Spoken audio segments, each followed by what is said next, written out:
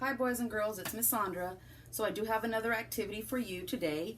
I should say hello to my providers as well as if you are joining me.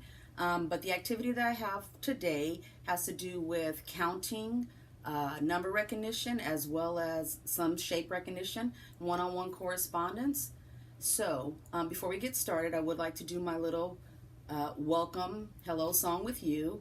Remember, hello world, my old friend. It's another day. Glad to see you again. The sun is up. I'm ready to play. Hello, friends. What do you say? So we're going to jump right into this. And this activity has to do with just using simple deck of cards. Now, this is a pretty big deck of cards. I was very fortunate, and I ran into this at the Dollar Tree actually, but I do usually play this with smaller cards as well, but I found when I have the big cards, the friends get really excited to play the game. So I have a couple of activities that you can do with these cards, and to get started I'm going to go over the first one, and it's just simple recognition of one-on-one correspondence, numbers. So for instance, I would tell the children, here I have a number. How many do we have? 2. 1, 2. And then I would also focus on the fact that this is a 2 and there are 2 diamonds here.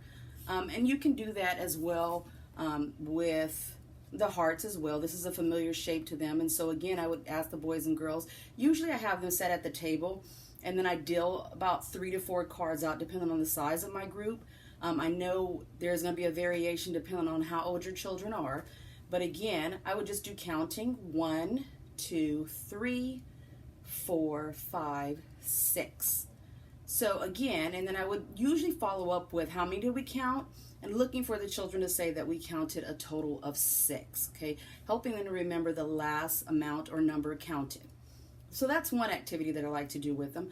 Another activity is usually I will deal out the same set 3 to 4 cards per children at the group.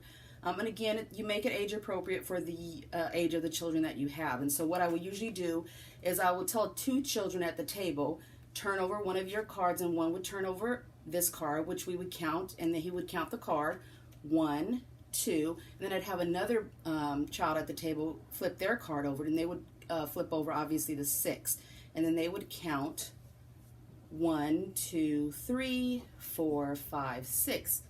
And what I'd like to ask him is, of course I dropped that, sorry, is I'd say, who can tell me who has more? Are there more diamonds or more hearts? And I'm looking to see if the children can recognize some type of quantity. So 2 obviously is less than 6, but 6 is more than 2. So I like to use those words often with my kids when I'm teaching them that, so they understand quantity and the fact that 2 obviously is a smaller amount and 6 is a larger. And so again, we just continue that game on through. I have another set of children. One may turn over a 5. We count how many? 5. 1, 2, 3, 4, 5. Now we have 6 diamonds. 1, 2, 3, 4, 5, 6. Who has less? Are there less hearts or less diamonds? And again, I'm waiting for the children to tell me which one they think is less. And sometimes I do explain to them that less means that there's just a little bit. Okay, there's not more, there is less. You know, it just depends on the kids and how you actually address that. So that's another activity I like to do. Another one is, if I have a smaller group, I'll deal them out some cards and I'll give them like the counting bears, and when we turn them over, especially with these bigger cards, I'll give them smaller numbers like 2, 3, 4, and then I have them basically just set the bears right on top. So we're going to count 1, 2, 3 bears, and I'll ask how many, and then they'll count 1, 2, 3, and then I have them place 1, 2, 3 bears on top. Okay, so basically that is one of my activities that I do like to do with math. Again, focusing on the concepts in terms of one-on-one correspondence, counting, as well as the concept of more or less. So that's all I have for you for that particular activity. See you next time.